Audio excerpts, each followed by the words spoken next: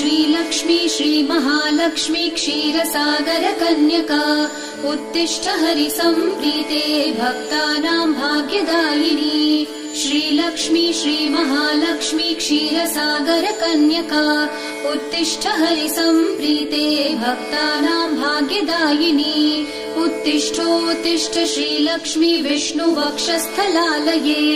उत्तिष्ठ करुणापूर्णे लोकानां शुभदायिनी उत्तिष्ठोत्तिष्ठ श्रीलक्ष्मी विष्णुवक्षस्थलालये उत्तिष्ठ करुणापूर्णे लोकानां शुभदायिनी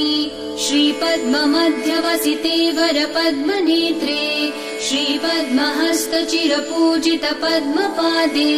श्रीपद्मजात जननी शुभपद्मवक्त्रे श्रीलक्ष्मी भक्तवरदे तव सुप्रभातम्।